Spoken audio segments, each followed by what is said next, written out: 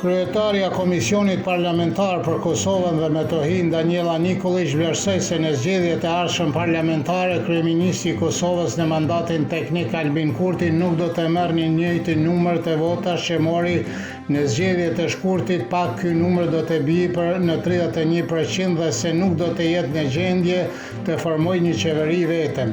Ajo tha se është e rëndësishme për popullin serb se të gjitha 10 mandatet e parapara për serbët të jenë nga radhët e listës serbe në mënyrë që askush tjetër të mos të mund të manipulojë popullin serb dhe të punojë në interes të dikujt tjetër.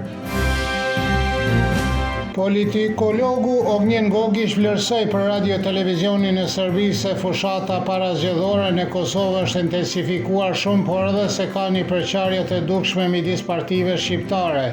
Ai beson se pa përfaqësuesit serb nuk do të jetë e mundur të formohet qeveria, këto janë akuza serioze midis tyre, por Albin Kurti u drejtoi një pjesë të vëmendjes së tij edhe komunitetit serb. Kur bëhet fjala konkretisht për hapjen e urës mbi Ibër, është një mesazh për serbët se kthimi i popullit të tyre në pushtet në 4 komuna në veri nuk ka shumë rëndësi në praktik, sepse qeveria qendrore ende ka kompetenca më të mëdha, tha Gogić. Publicisti Veton Surroj vlerësoi se sundimi i lëvizjes dhe vendosjes shënoi një ndryshim të rëndësishëm në marrëdhëniet midis qytetarëve dhe institucioneve, duke qeverisur me duar të pastra, prandaj siç beson ai, Albin Kurti ka një shans të madh për të bërë përsëri kryeminist, raporton Koha Ditore. Sipas tij, momenti kur vetëvendosja fitoi 51% të votave përfaqësoi një kthesë revolucionare në politikën e Kosovës, e cila përmbysi rendin e vjetër politik. Surroj tha se një shans të madh që Albin Kurti të jetë përsëri kryeminist dhe se partitë të arrijnë një marrëveshje për presidentin e ri të Kosovës. Analisti Visar Ymeri tha se partitë kryesore të opozitës do të rrisin numrin e deputetëve në zgjedhjet e parakohshme të së dielës krahasuar me zgjedhjet e 9 shkurtit. Sipas tij, pritet që Partia Demokratike e Kosovës, Lidhja Demokratike e Kosovës dhe Aleanca për Ardhmërinë e Kosovës do të shënojnë një rritje të mandateve parlamentare. Nëse analizojmë rezultatet nga 9 shkurti dhe 28 dhjetori, mendoj se PDK do të ketë një rritje të numrit të deputetëve, LDK gjithashtu do të ketë dhe AK-ja do të shënojë një rritje të habitshme të numrit të deputetëve, tha Ymeri.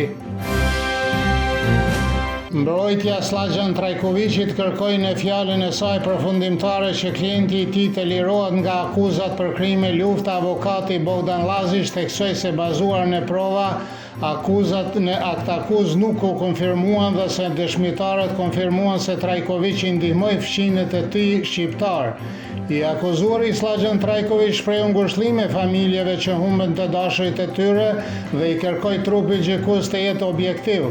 Shpresoj se do të merrni një vendim të lirimi. Sot kam kaluar më shumë se 1000 ditë që kur jam burgosur dhe nuk e di pse, tha Trajković. Aktvendimi është planifikuar për 26 dhjetor.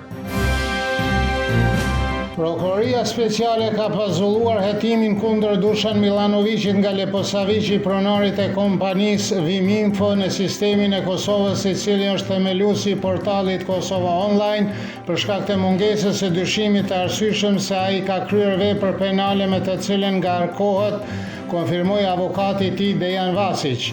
Milanović u mor në paraburgim me 30 nëntor të vitit të kaluar, pas së cilës u ndalua nga policia me dëshimin se kishte kryer një vepër penale terrorizmit. Ai lirua nga paraburgimi me 2 dhjetor. Gazetari dhe autori britanik Tim Gjuta pohon se konfliktet e pasgjyra si ai midis Kosovës dhe Serbisë nuk janë vetëm çështje kohe, por varen drejt për drejt nga ekuilibri i fuqisë dhe kontekstit ndërkombëtar. Duke folur me publicistin Veton Surroj, Juda theksoi se ideja se nuk ka zgjidhje ushtarake është shpesh një mit.